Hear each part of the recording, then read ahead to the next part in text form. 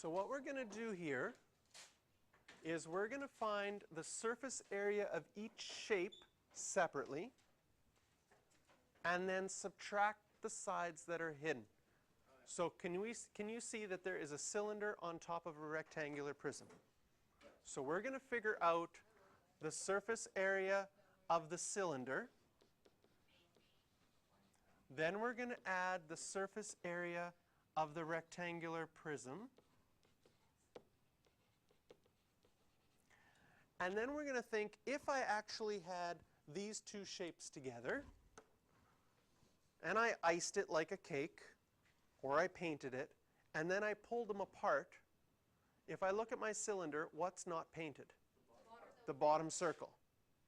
If I look at my rectangular prism, what wouldn't be painted on there?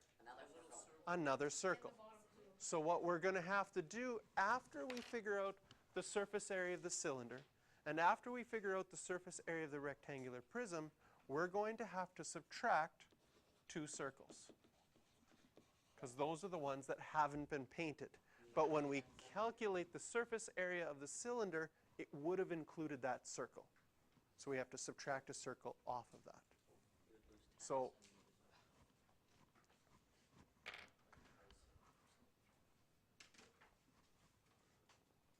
what I'm going to do is I'm just going to split this up here, here, and here, so we can figure out our surface area of our cylinder first, then figure out our surface area of our rectangular prism, then calculate what two of those circles are, and then we can figure out our entire answer. So our surface area of a cylinder, we go to our formula sheet, and our formula sheet says that the surface area is 2 pi r squared plus 2 pi r h. And based on this, can you see that the radius of our circle is 2.5, since all the way across is 5. And the height is 6. So we can go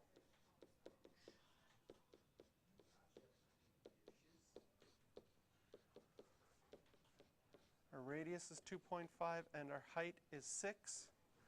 And if we type this all into our calculator all at once, 2 times pi times 2.5 squared plus 2 times pi times 2.5 times 6.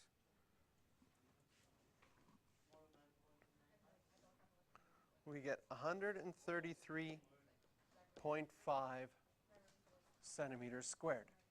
I have a question. Yes. On the calculator, when you put 2 pi, do you put times then or brackets? Anytime that things are right beside each other, like right here, there's a times, and you could type times in there. Oh, so you put 2 times pi times. 2. Bracket too? Now, depending on your calculator, some calculators know when you write 2 pi bracket 2.5 bracket squared, it knows to multiply. Some don't. So you need to get to know your scientific calculator that you're going to use on your final exam. You're going to have to get to know that well so you know how yours acts, because they all are a little bit different. So the sooner you get your own and use it, the better off you're going to be.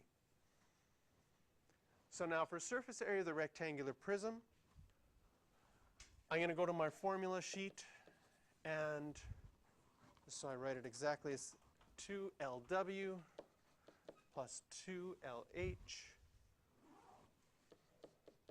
plus 2HW. That's exactly what our formula sheet says. We're going to call this, according to our formula sheet, they call this your length, your width, and your height. It really doesn't matter which ones are which.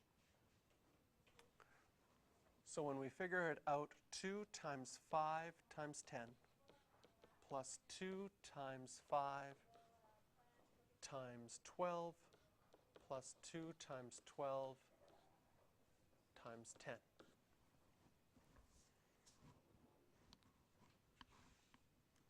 We type this all into our calculator at the same time, and we get 460 centimeters squared.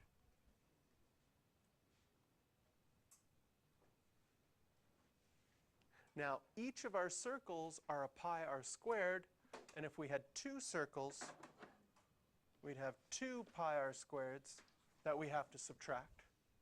And our radius we already know is 2.5. So let's figure out what 2 times pi times 2.5 squared is. 39.3. And then we go back and say, well, we're going to take our surface area of our cylinder, which we have as 133.5, add our rectangular prism, and then subtract our 2 circles. So now we'll have 133.5 plus 460 minus 39.3, and our total surface area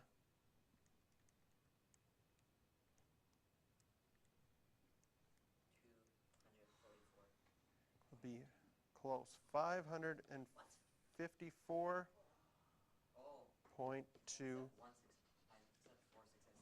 centimeters